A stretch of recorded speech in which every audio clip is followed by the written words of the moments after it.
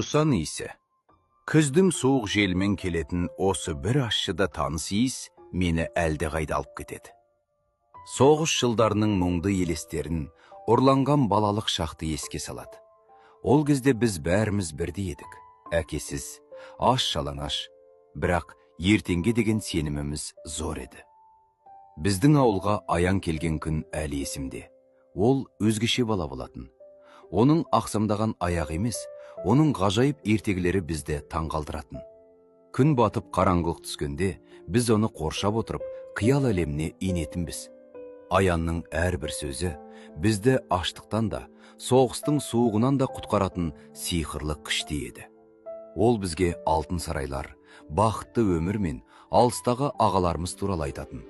Бірақ өмір ертегі емес еді. Даланың суық желі мен қара қағаздардың қасіреті еңсемізді басатын. Аян бәрімізден ерте есейді. Оның жүрегіндегі мұң жусанның иісіндей ащы еді. Түндер бойы ол жұлдыздарға қарап, туған үйін анасынан аңсайтын. Қыс келді. Ақ түтек боран ауылды басып қалды. Сол бір суық күндері де Аян бізді жылтатын ертегісін тоқтатқан жоқ.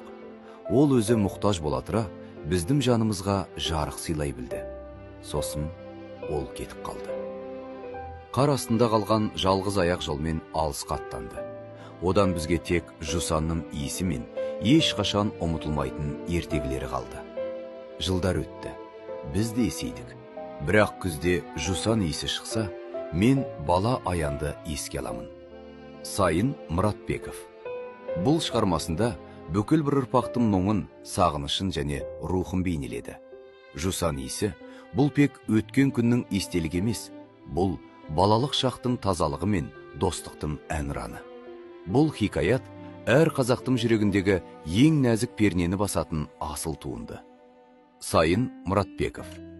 Жусан иісі. Мәңгілік сағыныш пен үміттің иісі.